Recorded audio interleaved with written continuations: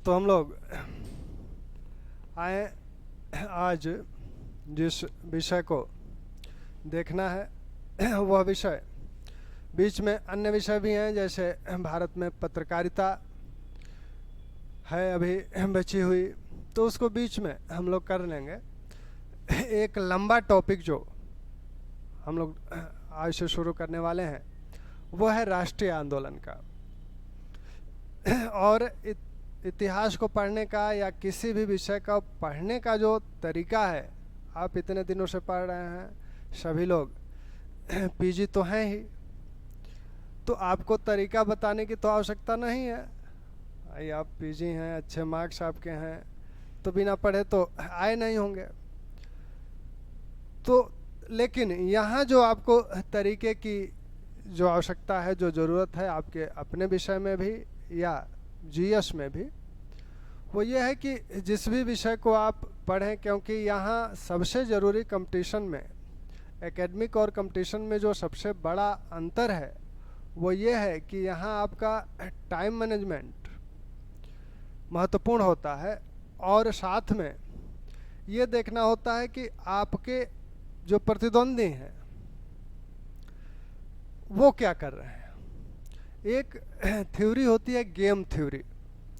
Game theory में ये देखा जाता है, जैसे इंडियन टीम है या ऑस्ट्रेलियन टीम है, तो दोनों टीमें जब मैच खेलने आती हैं तो ऑस्ट्रेलियन टीम इंडियन टीम के रिकॉर्डिंग्स को, फुटेज को देखती है, जिस खिलाड़ी को उसे टारगेट करना होता है। अगर बॉलर है तो बैट्समैन को देखता है कि कौन सा बैट्समैन किस प्रकार से बैटिंग कर रहा है, कहाँ वह चूक कर रहा है, तो वह अपना ध्यान उस बैट्समैन के लिए उस चूक वाले बिंदु पे कंसंट्रेट करेगा कि यहाँ पर इसकी चूक है, इसकी कमजोरी ये है, तो हम इस तरह के बॉल डालें कि यह ये गलती करे। वैसे ही बॉलर, बैट्समैन जो है वो बॉलर्स का देखते हैं कि इस बॉलर द्वारा फेंकी गई गेंद कैसे आ रही है, कितनी स्विंग कर रही है, किधर जा रही है, इस पे हमें किस तरह का स्ट्रोक लगाना चाहिए, इसकी कमजोरी क्या है। तो गेम थ्योरी में यही देखा जाता है। तो आपको किसी प्रतिद्वंदी का अध्ययन नहीं करना है, लेकिन यह ध्यान रखना है, क्योंकि आपको 60% 70% गेन करने से बस मतलब नहीं है। आपको यहाँ जो मतलब है वो आपको इस जो आपकी सूची है, मेरिट लिस्ट है, इसमें स्थान प्राप्त करने की है। आपका स्थान यहाँ रहे, तो यहाँ स्थान रहने के लिए 60% पे भी रह सकता है, 70 पे भी रह सकता है, 80 पे भी रह सकता है। तो आप मैक्सिमम करने का प्रयत्न करेंगे और ये देखेंगे, जो आपके ग्रुप्स हैं, ग्रुप डिस्कशन करते हैं, तो उसमें आपको एक अंदाज़ा लग जाता है कि हमारा लेवल क्या है। आप उस लेवल को बढ़ाने के लिए तत्पर रहेंगे, प्रयास करेंगे। तो कंपटीशन में ये थोड़ी सी चीज़ें आवश्यक हो जाती हैं, और आपके जो 2 4 5 मित्र हैं उनके साथ आप ज़रूर डिस्कस करें और विषय को लेकर डिस्कस करें। ऐसा नहीं है कि वो आपकी जो मीटिंग्स हों वो दूसरे मुद्दों पे हों। अपने विषय पे, अपने कोर्स पे आप अगर वो डिबेट करते हैं तो ऐसा होता है कि आपका ध्यान किसी चीज़ पे नहीं गया है, किसी दूसरे आपके मित्र का गया है, उसका ध्यान नहीं गया है, आपका गया है। तो इसमें वो सारी चीज़ें खुल के सामने आ जाती हैं, पूरा टॉपिक आपके सामने बहुत अच्छे से आ जाता है, और उसे आप तैयार भी कर लेते हैं। और एक मानव मात्र की जो इच्छा होती है कि हम सर्वश्रेष्ठ रहें, वो आप में भी रहनी चाहिए। आपस में मित्रों में जो ये सकारात्मक प्रतिद्वंदिता है यह रहनी चाहिए। अगर इस तरह का माहौल नहीं है तो आप खुद से भी कर सकते हैं। पेपर्स करिए, देखिए, पिछले वर्ष के मेरिट्स देखिए, कितनी मेरिट गई थी, और प्रयास कीजिए कि उस मेरिट से 2 4 प्रश्न आप ऊपर रहें। विशेषकर जो पीसीएस वाले कैंडिडेट्स हैं उनके लिए आप कभी भी अपने को जीएस फर्स्ट पेपर में 100 पे समेट के ना रखिए। ये ना समझिए कि अरे 98 100 95 100 कर लेंगे हो जाएगा। आप हमेशा 110 प्लस का टारगेट लेके चलिए। ये हो जाता है, ऐसा नहीं है कि इतना आप नहीं कर लेंगे। 2 4 5 प्रश्न जो आप गलत करते हैं उन पे अगर आप कंट्रोल कर लेंगे तो ये 110 का आंकड़ा आप पार कर जाएंगे। तो इसका ध्यान रखें। तो हम लोग बात किसका करना चाह रहे थे? राष्ट्रीय आंदोलन की बात करना चाह रहे हैं कि राष्ट्रीय आंदोलन कैसे शुरू हुआ, क्या हुआ राष्ट्रीय आंदोलन में। तो राष्ट्रीय आंदोलन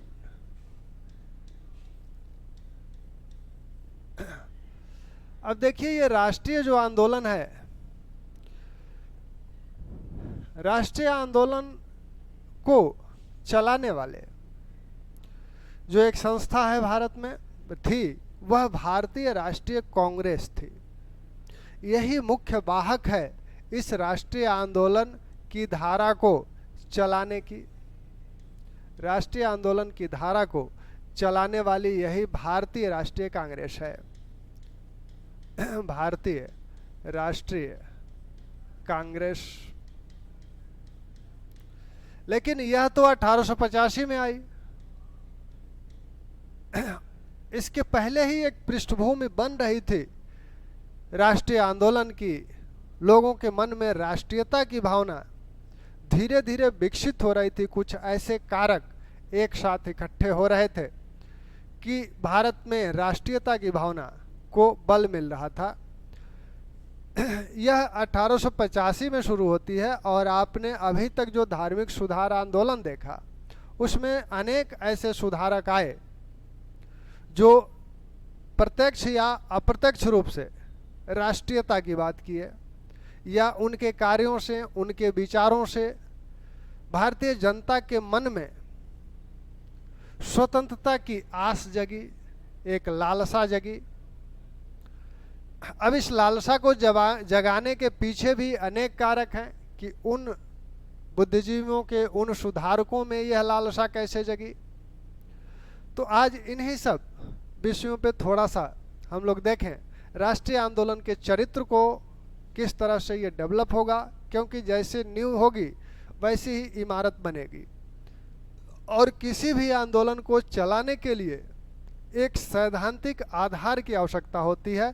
बगैर एक सैद्धांतिक आधार के कोई भी आंदोलन न तो अपने किसी बड़े लक्ष्य को प्राप्त कर सकता है और न ही दीर्घजीवी हो सकता है। ऐसे में इस सैद्धांतिक आधार आएंगे कहाँ से? तो सैद्धांतिक आधार की अपनी एक पृष्ठभूमि है और उसी पृष्ठभूमि में से राष्ट्रीय आंदोलन के नेता इस सैद्धांतिक आधार का निर्माण करेंगे, जिसके बल पर, जिसके सिद्धांतों पर यह आंदोलन चल के अपने लक्ष्य को प्राप्त करेगा। आपके उद्देश्य अगर शुद्ध हैं, पवित्र हैं और रास्ता भी, आपके राह भी जो है, आपके कर्म भी पवित्र हैं, तो निश्चित रूप से उस उद्देश्य की प्राप्ति होगी। तो पहला तो मूल ध्येय यही है कि हमारे उद्देश्य क्या हैं, उद्देश्य पहले निर्धारित किए जाएं। क्योंकि जब तक आप अपना गोल निश्चित नहीं करते हैं तब तक आप किस दिशा में जाएंगे। गोल, जब सटीक गोल आपने निर्धारित कर लिया तो उस गोल तक पहुंचने का रास्ता भी आपको निर्धारित करना होगा। अनेक वैकल्पिक मार्ग होते हैं, तो उस वैकल्पिक मार्ग, जितने वैकल्पिक मार्ग हैं उनमें से किस मार्ग को आप चुनेंगे वो आपकी पारिस्थितिकी, आपके संसाधनों आदि पर निर्भर करेगा कि हम किस वैकल्पिक मार्ग को चुनें। वो आपके स्टडी पीरियड, जो पढ़ाई पीरियड है, इसमें भी आपका एक लक्ष्य है। आपके सामने भी अनेक वैकल्पिक मार्ग हैं, उसमें से किसको चुनेंगे आप कि आप अपने गोल पर पहुंच जाएं। राष्ट्रीय आंदोलन में यह जो राष्ट्रीय शब्द है या राष्ट्रीयता जो है, इसकी बात थोड़ी सी पहले भी हुई थी। राष्ट्रीयता जो शब्द है यह कहाँ से, इसका मतलब क्या होता है? यह जो राष्ट्रीयता है या राष्ट्र है, तो सबसे पहले इसके मतलब को समझना आवश्यक है। राष्ट्रीयता या राष्ट्र, और आपके सामने एक और शब्द आता है देश। तो ये राष्ट्र और देश के भेद को समझने का प्रयास कीजिए। यह एक राजनीतिक अवधारणा है। इसी देश को राजनीति शास्त्र में राज्य कहा जा रहा है। यह एक राजनीतिक अवधारणा है और यह एक मनोवैज्ञानिक अवधारणा है। यह किस प्रकार की मनोवैज्ञानिक अवधारणा है? यह एक इस प्रकार की मनोवैज्ञानिक अवधारणा है जिसमें सामूहिकता या कुछ कॉमन चीजें एक साथ होती हैं और उस समूह में एक लगाव उत्पन्न हो जाता है कि हम सब में एक ऐसा प्रमुख कॉमन चीज है जो हमें मनोवैज्ञानिक रूप से एक दूसरे के साथ जोड़े हुए है। तो एक दूसरे के साथ जोड़े हुए है, यह जो कारक है यही राष्ट्रीयता को उत्पन्न करता है, इसे दृढ़ बनाता है। यह मनोवैज्ञानिक कारक क्या है? अनेक कारक हो सकते हैं। जैसे भारत में धर्म हो सकता है, जाति हो सकती है, एक क्षेत्र हो सकता है। एक ही धर्म के लोग हैं तो एक स्वाभाविक सा जुड़ाव उनमें महसूस होता है। एक ही क्षेत्र के लोग हैं तो एक स्वाभाविक सा जुड़ाव उनमें महसूस होता है। अभी आप इलाहाबाद में हैं और जौनपुर का कोई मित्र मिल गया, आप भी संजोग से जौनपुर के हैं, तो फिर एक अपनापन सा भाव आने लगता है। अब वहीं जौनपुर में आप जाएंगे तो वो भाव नहीं आएगा। इलाहाबाद में जब तक हैं तब तक वो भाव आएगा, क्योंकि जौनपुर में जब आप जाएंगे और दोनों लोग जौनपुर के हैं तो वहाँ फिर आपके अपने प्रखंड में जब कॉमन होगा, समानता होगी तब आएगा, या फिर आपके गांव का हो तब आएगा। तो यह भाव आपको जोड़े रखता है। अब आवश्यक नहीं कि वो सकारात्मक चीज ही आपको जोड़े, कुछ ऐसी चीज भी होगी जो आपको उस समूह को एक साथ जोड़े रह सकती है। जैसे भारत में ब्रिटिश शासन जब से शुरू हुआ तो ब्रिटिश लोगों ने भारतीयों पर क्या किया? एक अत्याचार हुआ। यह सभी भारतीयों पर समान रूप से हो रहा है। सभी भारतीय उस दुख से पीड़ित हैं जो ब्रिटिश शासन द्वारा दिया जा रहा है। तो इनके बीच एक कॉमन चीज यह आ गई, यह सबके साथ हो रहा है, तो सब में यह लगा कि यार हम लोग तो एक ही हैं। तो इस तरह का भाव जब आए तब राष्ट्रीयता उत्पन्न होती है। और 1857 आंदोलन तक आपने देखा कि अभी राष्ट्रीयता की भावना भारतीयों में नहीं थी। पंजाब का व्यक्ति अपने को पंजाबी मानता था, बंगाल का बंगाली मानता था, मद्रास का मद्रासी मानता था। लेकिन इस विद्रोह के पश्चात राष्ट्रीयता की जो भावना है वो धीरे धीरे प्रबल होती गई। कुछ ऐसी घटनाएं भी घटित होती गईं कि वह और दृढ़ होती गई। भारत के लोग किस तरह से ब्रिटिश सरकार से शोषित थे, यह आप देखें तो आर्थिक दृष्टिकोण से, अगर आर्थिक शोषण के रूप में देखें तो यह कहानी शुरू हो जाती है आपको 1757 से ही, पलासी युद्ध से ही। ब्रिटिश कंपनी पहले व्यापारी के रूप में आई है और व्यापारी के रूप में वो ब्रिटेन की या यूरोपीय देशों की किस अवधारणा के तहत आई? वाणिज्यवादी अवधारणा के तहत। वहाँ क्या था? वाणिज्यवाद का उस अवधारणा में ये माना जाता था, इसे बुलियन अर्थव्यवस्था भी कहा जाता है, कि प्रत्येक देश चाहता था कि हमारा निर्यात अधिक हो, आयात कम हो, जिससे हमारे खजाने में अधिक से अधिक बुलियन यानी सोना चांदी इकट्ठा हो, हमारा राजकोष भरा रहे। लेकिन भारत में ये लोग जब व्यापार करने आए तो उसके कारण कुछ और थे। इस व्यापार में क्या हुआ कि भुगतान संतुलन भारत के पक्ष में रहने लगा, यानी भारत से वस्तुएं जाती थी और सोना चांदी वहां से आता था। तो वाणिज्यवाद की जो अवधारणा थी उसके विपरीत ये सब हो रहा था। लेकिन उस समय ब्रिटेन में, यूरोप में ऐसा कुछ था नहीं जो भारत को वो निर्यात कर सके। तो ये कुछ दिनों तक चलता रहा। लेकिन जब राजनीतिक प्रभुत्व धीरे धीरे स्थापित होने लगा भारत के कुछ क्षेत्रों में कंपनी का, तब ये प्रयास किया गया कि यह अब वहाँ से सोना चांदी न मंगाया जाए, वहाँ से धन मंगाकर यहाँ की चीज़ें न खरीदा जाए, बल्कि यही जो कर आदि प्राप्त हो रहे हैं इसी से यहाँ की वस्तुएं खरीद कर ब्रिटेन भेज दी जाएं, जिससे कि वहाँ का खजाना यहाँ न आ पाए। तो एक रास्ता तो ये निकल गया। फिर 1750 के आसपास ब्रिटेन में औद्योगिक क्रांति शुरू हुई। अब उस औद्योगिक क्रांति को बढ़ावा देने के लिए ब्रिटिश योजनाकारों ने, उद्योगपतियों ने यह सोचा कि क्यों न भारत को कच्चे माल का केंद्र बना लिया जाए और अपना बाजार बना लिया जाए। तो कच्चे माल का स्रोत तो भारत था ही, कृषि प्रधान देश था। कपास, नील, चाय, तंबाकू, ये सब चीज़ें यहाँ उत्पादित होती थी। तो इसको बागान स्तर पर बड़े पैमाने पर इसका उत्पादन किया जाए और उस उत्पादन को ब्रिटेन भेजा जाए और वहाँ से वस्तुएं बनाकर फिर भारत भेजी जाए। यानी भारत को हम बाजार भी बना लें और भारत से हम कच्चा माल भी प्राप्त कर लें। तो शोषण का ये आर्थिक जो शोषण का की प्रक्रिया है या धन निकासी की प्रक्रिया है दादा भाई नौरोजी, इसी को धन निकासी की प्रक्रिया कहते हैं। ये धीरे धीरे प्रारंभ हुई। दादा भाई नौरोजी ने जो आर्थिक शोषण है उसको आरसी दत्त, दादा भाई नौरोजी, इन लोगों ने बहुत ही स्पष्ट तरीके से समझाया। यानी एक सैद्धांतिक आधार वो वहीं से शुरू करते हैं। 1860 के दशक में यह सैद्धांतिक आधार बनना शुरू हुआ कि भारत से धन की निकासी हो रही है। यानी भारत का धन ब्रिटेन जा रहा है, जो भारत में खर्च होना चाहिए, भारत की गरीबी इससे दूर होती, भारत का विकास होता, इसका औद्योगिकरण होता, वह नहीं हो रहा है। क्यों नहीं हो रहा है? क्योंकि यह धन ब्रिटेन जा रहा है। तो दादा भाई नौरोजी ने इस प्रक्रिया को, जो धन निकासी की प्रक्रिया है, इसे अनिष्टों का अनिष्ट नाम दिया था और भारत की गरीबी का कारण बताया। आरसी दत्त ने थोड़ा सा काव्यात्मक रूप में इसकी व्याख्या की।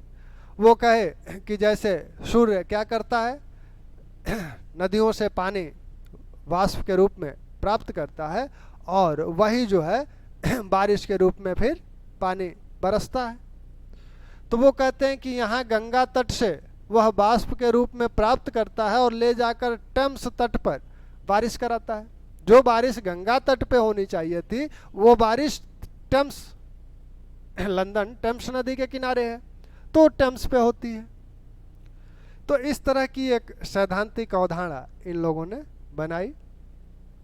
आर्थिक शोषण में कई तरीके थे इनके। यह तो हो ही रहा है, यहाँ से, यहीं के धन से खरीद कर वस्तुएं जा रही हैं। साथ में जब वहाँ से सूती वस्त्र की जो जननी थी, मार्क्स कहते हैं कि जो सूती वस्त्र की जननी थी, उसको विनष्ट करके वहीं पर सूती वस्त्रों का ढेर लगा दिया ब्रिटेन ने। धीरे धीरे यहाँ के शिल्प उद्योग समाप्त हो गए। भारतीय जो सूती वस्त्र थे और जो रेशम के कपड़े थे, वह बहुत पहले ही ब्रिटेन में प्रतिबंधित कर दिए गए थे। 1700 और 1720 में अधिनियम बनाकर ये प्रतिबंधित कर दिए गए थे। अगर उसका कोई प्रयोग करता है किसी भी रूप में तो 200 पाउंड का जुर्माना लगता था। तो ऐसे में ये लोग क्या करते थे, इन सामानों को, इन वस्त्रों को यूरोप के अन्य देशों में वितरित करके लाभ कमाते थे। छीट युक्त जो वस्त्र थे उनको भी बीच में 1780 में कुछ समय के लिए प्रतिबंधित किया गया था। यहाँ औद्योगिक क्रांति हुई है ब्रिटेन में, तो यहाँ जो माल बनेंगे वो धीरे धीरे बेहतर बनने लगे और सस्ते भी हो गए। व्यापक पैमाने पर जब उत्पादन होगा तो उनकी लागत भी कम आएगी। यहाँ शिल्प उद्योग धीरे धीरे समाप्त ही हो रहे हैं, क्योंकि यहाँ आपने देखा था कि रेशम बुनकरों को प्रताड़ित किया जाता था कि वो रेशम के वस्त्र न बुने बल्कि कच्चे रेशम को लपेटें, और वो ब्रिटेन जाता था, वहाँ से वस्त्र बनकर आता था। तो इस प्रक्रिया में यह हुआ कि यहाँ से जो वस्तुएं आ रही हैं उस पर मिनिमम आयात शुल्क, जैसे 1813 में 3.5% आयात शुल्क इन पे लगता था, और भारत से जो वस्तुएं जा रही हैं इन पर 78% ब्रिटेन में आयात शुल्क लगता था। तो ये बराबरी कैसे करेंगी? यानी भारतीय वस्तु वहाँ बहुत महंगी हो जाएगी और ब्रिटिश वस्तु भारतीय वस्तु की अपेक्षा यहाँ सस्ती रहेगी, तो डिमांड उसकी स्वाभाविक रूप से बढ़ेगी। पहले मोटे वस्त्र ये नहीं बनाते थे, अब भारत में देखें कि मोटे वस्त्रों की मांग डिमांड बहुत है, तो मोटे वस्त्र भी आने लगे। और लॉर्ड लिटन के समय इन्हें भी आयात शुल्क से, सीमा शुल्क से मुक्त कर दिया गया 1789 में। तो वो यहाँ भारतीय बाजार को प्राप्त करने में सफल रहे। भू राजस्व व्यवस्थाएं आप देखें ही हैं, तीनों प्रकार की जो भू राजस्व व्यवस्थाएं थी उसमें किस तरह का शोषण हो रहा था, तो ये तो इनका आर्थिक शोषण था। दूसरा, जो 1857 विद्रोह के पश्चात एक प्रजातीय भावना डेवलप हुई। प्रजातीय भावना का मतलब है कि अब दोनों वर्ग, भारतीय और ब्रिटिश, एक दूसरे से अलग थलग रहने लगे। उनमें एक अपनी सुरक्षा का भाव, इसी समय से आप देखते हैं कि सिविल लाइन्सों का प्रत्येक शहरों में विकास हुआ। जहां ब्रिटिश अधिकारी रहा करते थे वो आम बसावट से दूर रहा करता था, तो एक यहाँ इस तरह की भावना भी डेवलप हुई। साथ में जो सामाजिक धार्मिक सुधार आंदोलन के जो सुधारक हैं, बुद्धिजीवी हैं, वो अंग्रेजी पढ़े लिखे हैं। तो ब्रिटिश अंग्रेजी शिक्षा जो है यह नुकसानदायक भी हुई और लाभदायक भी हुई, दोनों पक्ष इसके हैं। इस माध्यम से ब्रिटिश लोग क्या करना चाहते थे, ब्रिटिश सरकार भारत में क्लर्कों को तैयार करना चाहती थी, लेकिन तैयार हो गए राजा राम मोहन राय, विवेकानंद, ईश्वर चंद्र सेन, विद्यासागर, इस तरह के लोग तैयार हो गए। वो चाहते नहीं थे इस तरह के लोग तैयार हो, फिर भी तैयार हो गए। उन लोगों ने ब्रिटिश या यूरोप के जो महान कवि विचारक थे उनको पढ़ा उन्होंने, और उनसे स्वतंत्रता, समानता, इस तरह की जो बातें थी उनको ग्रहण किया। अब उसको ये लोग यहाँ भारत में इसको लागू करने के विषय में सोचने लगे कि यूरोप में अगर इस तरह का समाज है, इस तरह की पारिस्थितिकी है, तो भारत में क्यों नहीं हो सकती, ये भारत में कैसे होगी। तो इस तरह के विचार इनके मन में आने लगे और ये अपने समाज की बुराइयों को देख सकने में सक्षम हुए। यूरोपीय समाज की प्रगतिशीलता जो थी, उस प्रगतिशीलता को भारतीय समाज में कैसे आरोपित किया जाए, रोपित किया जाए, इस तरह की बात ये सभी विचारक सोचने लगे। और पहले वो अपने समाज, अपने धर्म का सुधार करना चाहते थे, जिससे जो हमारा समाज बटा हुआ है विभिन्न जातियों में, विभिन्न वर्गों में, स्त्री पुरुष में, अगर जब तक ये बटा है तब तक राष्ट्रीयता की भावना नहीं आ सकती। तो यह जो बंटवारा है यह गौण हो जाए, सबसे ऊपर क्या आ जाए, सबसे ऊपर हमारा राष्ट्र आ जाए। तो ये इन सुधारों के माध्यम से ये लोगों को इस सोच के लिए सक्षम बनाने में सफल हुए कि हमारा सबसे बड़ा दुश्मन कौन है, उसको हम पहचानने में सफल हों। पहले, अबे लड़ाई तो बाद की बात है, पहले तो पहचाने कि हमारा दुश्मन सबसे बड़ा है कौन।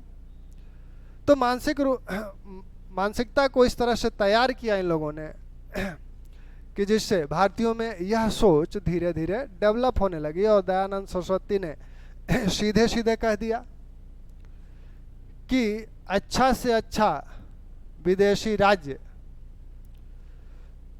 या इसको दूसरे रूप से कहें कि बुरा से बुरा स्वदेशी राज्य भी अच्छे से अच्छे विदेशी राज्य से हमेशा अच्छा होता है। तो वो स्वदेशी की बातें करने लगे और भारत भारतीयों के लिए है, इसकी बात करने लगे। इन विचारकों ने जो भारतीय संस्कृति, पुरानी जो संस्कृति थी, उस पर जो प्रकाश डाला, उसकी विशेषताओं की व्याख्या की, उसकी विशेषताओं को लोगों को बताया, तो लोगों में एक आत्मगौरव का विकास हुआ। वो जो ब्रिटिश संस्कृति के एक तरह से गुलाम होते जा रहे थे, उनके मन में ये आया, नहीं, ये ब्रिटिश संस्कृति से तो बेहतर हमारी संस्कृति बहुत पहले रही थी। तो वो तो यही कहते थे कि आप, वो ब्रिटिश लोग तो ये मानते थे कि ईश्वर ने हमारे ऊपर ये भार दिया है इन असभ्यों को सभ्य बनाना, लेकिन जब हम अपनी अपनी प्राचीन जो संस्कृति है, गौरवशाली संस्कृति को जाने, तब ये लगा कि हम तो पहले ही इतने, हमारी संस्कृति डेवलप थी, ये क्या हमें संस्कृत सिखाएंगे, ये हमें कल्चर सिखाएंगे। इस तरह की भाव जब आई, तब धीरे धीरे राष्ट्रीयता का विकास। तो अंग्रेजी भाषा से क्या हुआ, दूसरी तरफ अंग्रेजी भाषा ने क्या किया, अंग्रेजी भाषा ने एक कॉमन भाषा दी भारत को। अभी तक बंगाली बंगाली में बोलता था, मद्रासी तमिल में बोल रहा है, पंजाबी पंजाबी में बोल रहा है, संवाद करने में बहुत कठिनाई होती थी। अब एक कॉमन भाषा मिल गई, यानी पंजाब का भी अगर अंग्रेजी पढ़ा लिखा कोई विद्वान है, बुद्धिजीवी है, बंगाल के अंग्रेजी पढ़े लिखे बुद्धिजीवी से बहुत ही सरलता के साथ संवाद कर सकता है। तो एक कॉमन भाषा इसने दे दी।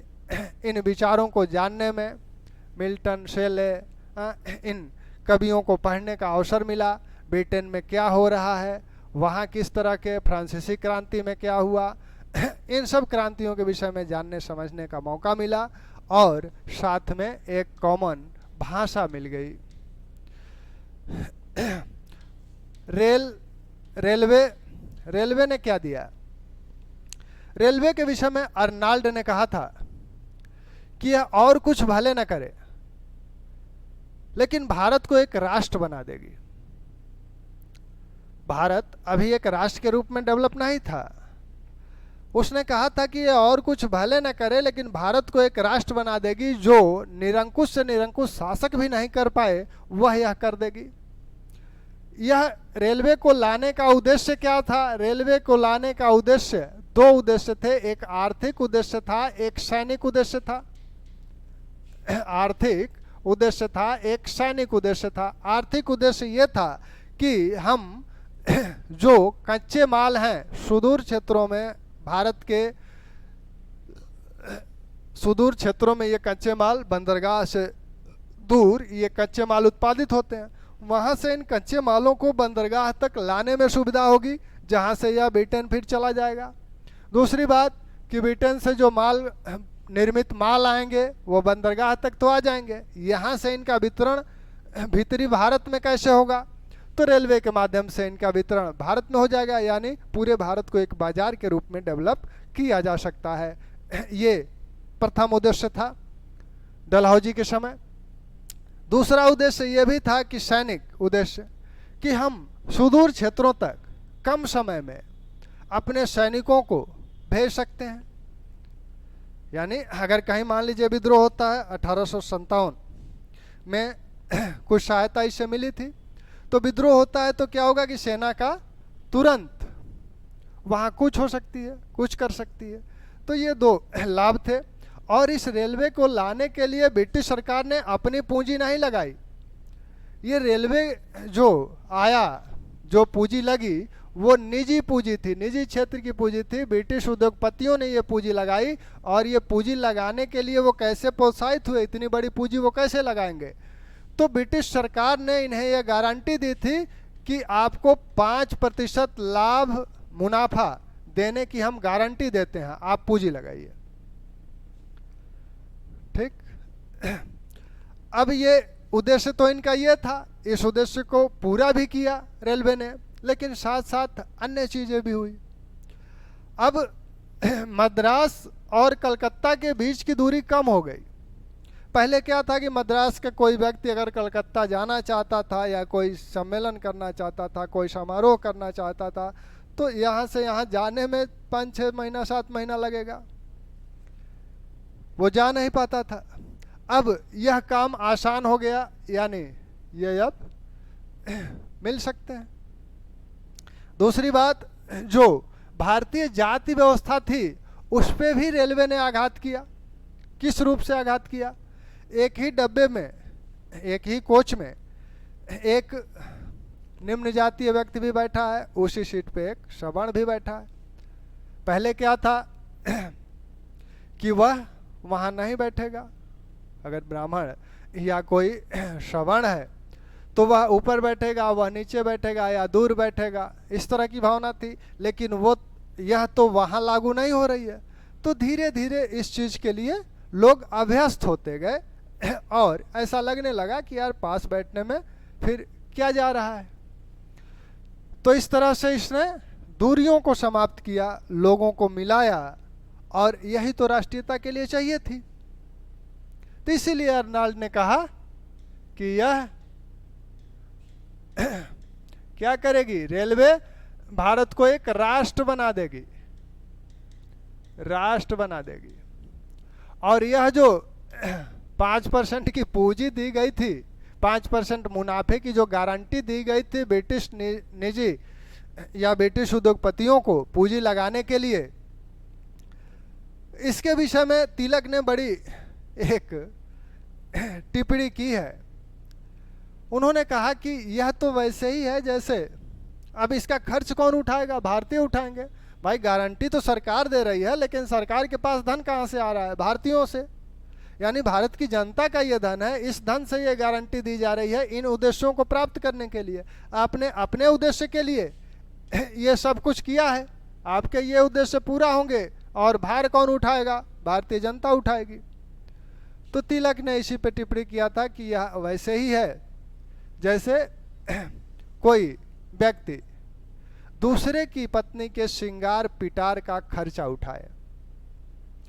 पत्नी दूसरे की है, श्रृंगार पिटार का खर्चा आप उठाएंगे, बन संवर के किसके सामने खड़ी रहेगी? तो रेलवे ने ये काम किया। कुछ ऐसी घटनाएं घटी भारत में 1760 और 80 के बीच में, जिसने इस राष्ट्रीयता की भावना को और तीव्र किया। वहाबियों का विद्रोह, वहाबी विद्रोह में आपने देखा कि मेओ की हत्या की गई थी अंडमान में 1872 में मेओ की हत्या कर दी गई। एक वहाबी अमीर खां पर मुकदमा चलाया गया था कलकत्ता कोर्ट में। वहाँ सेशन जज, वहाँ के जो चीफ जस्टिस थे, उन्होंने आजीवन कारावास की सजा दे दी और इसी के विरोध में मेओ की हत्या कर दी गई। तो मेओ की हत्या कोई साधारण चीज नहीं है, एक गवर्नर जनरल की हत्या की जा रही है। फिर अनेक किसान विद्रोह हुए, 1857 का विद्रोह हो ही चुका है। तो एक माहौल इस तरह का बन गया है कि ब्रिटिश राज्य को समाप्त करना चाहिए, या अगर समाप्त नहीं भी करना है फिर भी ये शासन में जो है सुधार की प्रक्रिया शुरू होनी चाहिए। जब लीटन का कार्यकाल आया तो लीटन के कार्यकाल में, लॉर्ड लीटन का जो कार्यकाल है, इस काल में 1876 से 80 का जो ये काल है, इसमें कई ऐसी घटनाएं हुई जो भारतीयों को उद्वेलित कर दें, बेचैन कर दें। जैसे भारतीय भाषाई पत्र अधिनियम 1878, भारतीय भाषाई पत्र अधिनियम। इस भारतीय भाषाई पत्र अधिनियम में भारतीय भाषाओं में जो पत्रिकाएं छपती थीं उन पे रोक लगाई गई। उन पर रोक लगाने के काम इसके तहत किया गया। तो इसके विरोध में दूसरा शस्त्र अधिनियम, भारतीयों को शस्त्र रखने से वंचित किया गया 1878। इससे भी रोष उत्पन्न हुआ क्योंकि ब्रिटिश और भारतीय लोगों में भेद किया गया था, इसमें भी और इसमें भी भेद किया गया है।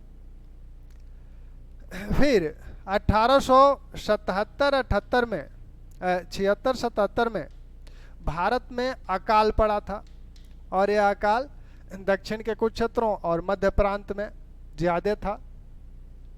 और इसी समय 1876 में राज उपाधि महारानी विक्टोरिया, महारानी ने, ब्रिटिश महारानी ने भारत की सामग्री की उपाधि धारण की थी। इस उपलक्ष्य में लीटन ने 1877 में 1 जनवरी 1877 को दिल्ली में एक भव्य समारोह आयोजित किया। लोगों के मन में ये आया कि यहाँ तो अकाल पड़ा हुआ है और वहाँ भव्य समारोह आयोजित किया जा रहा है। तो राजगोपालन ने कहा है कि यह इस समारोह ने, यह जो 1877 का जो दिल्ली दरबार है, इस दरबार ने भारतीयों के मन में बहुत गहरा प्रभाव डाला। और एक पत्रिका ने तो यहां तक लिख डाला कि रोम जल रहा था और नीरो बंसी बजा रहा था। लिटन ने क्या किया था, जो आईसीएस की परीक्षा 1861 से शुरू हुई थी, उस समय इसकी आयु 22 वर्ष, अधिकतम आयु सीमा इसमें सम्मिलित होने की 22 वर्ष निर्धारित की गई थी। 1866 में इस आयु सीमा को घटाकर 21 वर्ष कर दिया गया। जब भारतीय सत्येंद्रनाथ टैगोर इसमें पहली बार सफल हुए, तब ब्रिटिशों को इसकी चिंता हुई कि इसकी सीमा को, आयु सीमा को कम करो। आयु सीमा को कम करने का मतलब क्या था? आयु सीमा को कम करने का मतलब यह है कि अगर कम आयु सीमा रहेगी तो उतनी आयु सीमा में ये भारतीय, क्योंकि ब्रिटेन में परीक्षा होती थी, ब्रिटेन आकर ये परीक्षा दे नहीं पाएंगे, अभी उस तरह की उनकी तैयारी हो नहीं पाएगी, क्योंकि उनका शिक्षा का जो लेवल है वो भी हमारे यहाँ से कम है। लेकिन 1872 में 69 में 3 भारतीय एक साथ सफल हुए, और इन्हीं भारतीयों में एक थे बिहारी लाल गुप्ता। इसी समय सुरेंद्रनाथ बनर्जी भी सफल हुए थे। तो यहाँ आईसीएस परीक्षा को अब आगे चलकर इस परीक्षा को की आयु सीमा को घटाकर 19 वर्ष कर दिया गया। 78-79 में इसकी आयु सीमा को घटाकर 19 वर्ष कर दिया गया। यह भी लिटन के कार्यकाल का फैसला है। इसके विरोध में सुरेंद्रनाथ बनर्जी ने एक आंदोलन चलाया। सुरेंद्रनाथ बनर्जी खुद ही आईसीएस क्वालिफाई थे, लेकिन एक छोटी सी गलती के कारण उन्हें सेवा से निकाल दिया गया। उन्होंने अंत में इंडियन एसोसिएशन का गठन करके और सबसे पहले जो मुद्दा बनाया, इसी को बनाया कि भारत में परीक्षा कराइए और आयु सीमा बढ़ाइए। तो भारतीयों को रोकने का प्रयास यहां से भी किया गया। इनके बाद, लिटन के बाद रिपन का कार्यकाल आया 1880 से 84। इस कार्यकाल की रिपन भारत के प्रति बहुत ही उदारवादी हैं, और मदन मोहन मालवीय ने कहा था कि यह जितने भी वायसराय या गवर्नर जनरल भारत में आए हैं, उनमें सबसे अधिक उदारवादी भारत के पक्षधर यही रिपन है। इन्होंने, इनके समय में एक इलबर्ट बिल आया। इलबर्ट बिल वही बिहारी लाल गुप्ता बिहारी लाल गुप्ता 1883 में ये बिल आया था, जो आईसीएस बने थे। इनकी नियुक्ति बंगाल में मजिस्ट्रेट के रूप में हुई, मुंसफ के रूप में इनकी नियुक्ति हुई। पहले नियम यह था कि अगर महानगरों में एक भारतीय न्यायाधीश भी यूरोपियन मामले सुन सकता था, यह व्यवस्था सिर्फ महानगरों की थी। वहीं गांव देहात में के जो न्यायालय थे, उसमें यूरोपियन का मामला सिर्फ यूरोपीय न्यायाधीश ही सुनेगा। बिहारी लाल गुप्ता का ट्रांसफर हुआ कलकत्ता। इन्हें कलकत्ता से दूर जाना पड़ा, देहात क्षेत्र। वहां जाकर इनका तो प्रमोशन हुआ। यहाँ गए तो इन्हें प्रमोशन के बाद अभी तक इन्हें ये यूरोपियनों का मामला भी सुन सकते थे, यहाँ यूरोपियनों का मामला अब नहीं सुन सकते थे। तो इन्होंने कहा कि ये प्रमोशन क्या, हमारे जब अधिकार कम हो जाए तो ये किस तरह का प्रमोशन है। तो इस विसंगति की ओर बिहारी लाल गुप्ता ने, जो उस समय लिटन की परिषद में विधि सदस्य थे, इलबर्ट, उनको पत्र लिखकर इस विसंगति के विषय में प्रकाश डाला कि ये कैसा प्रमोशन है। इलबर्ट ने इस विसंगति को दूर करने के लिए एक बिल तैयार किया जिसमें इस विसंगति को, इस भेद को दूर कर दिया जाए। जब इसकी खबर यूरोपियनों को लगी तो वो इसका विरोध करने लगे। रिपन का विरोध किया गया, यहाँ तक योजना बनाई गई कि असमिया आए तो इनका अपहरण करके इन्हें ब्रिटेन भेज दिया जाए। तो यूरोपियन संगठित होकर इसका विरोध करने लगे। भारतीयों के मन में ये भाव आया कि अपने अधिकारों की जब कमी हो रही है तो इतने ये सक्रिय हो जाते हैं। तो यहाँ से भारतीयों की आंख खोलने में यह इल्बर्ट बिल भी कारगर हुआ।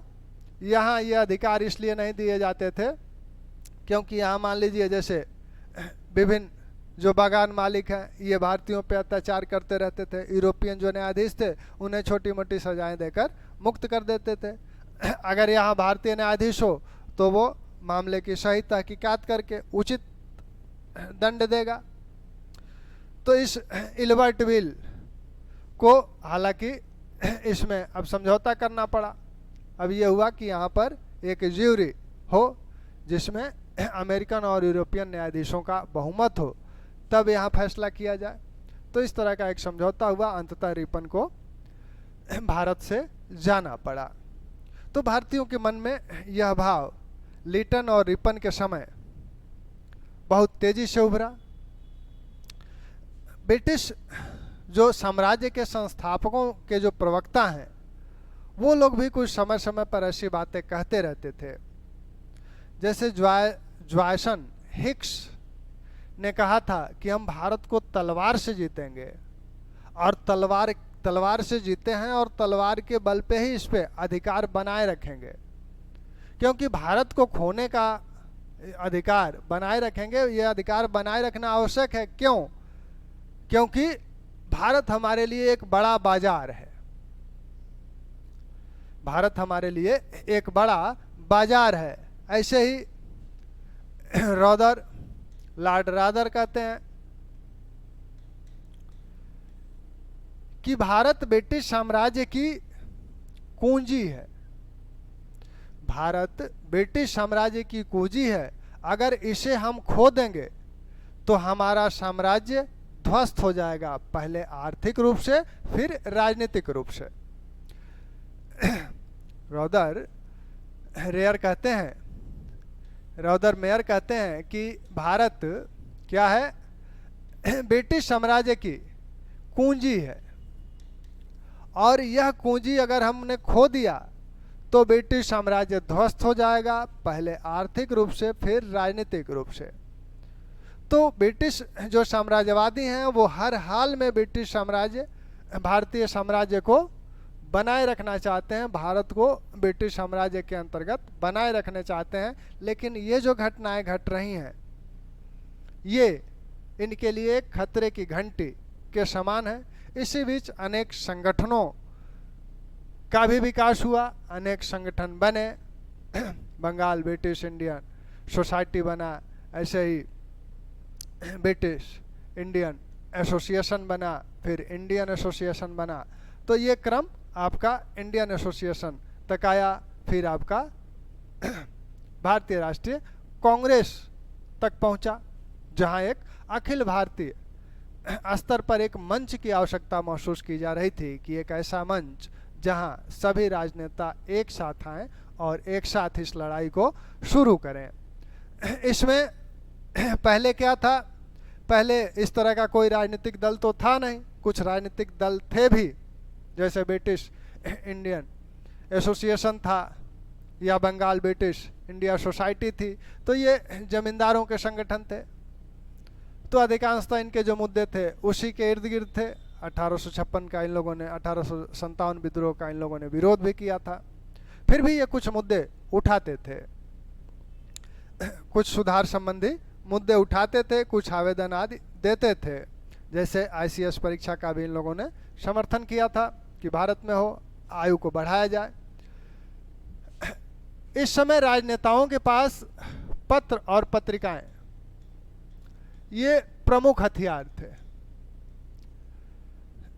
जो साहित्य है, साहित्य का किसी भी राष्ट्र में, बुद्धिजीवियों का किसी भी राष्ट्र की क्रांति में बुद्धिजीवियों और साहित्यकारों का महत्वपूर्ण रोल होता है, क्योंकि एक तो वो सैद्धांतिक आधार तय करते हैं और आपको एक अपने साहित्य के माध्यम से आपको एक योजना प्रस्तुत करते हैं, आपके शोषण के विभिन्न चरित्रों को दिखाते हैं कि कहाँ कहाँ से किस किस तरह से आपका शोषण हो रहा है और कितना आपका नुकसान हो रहा है, इसके लाभ क्या है, इसके नुकसान क्या है।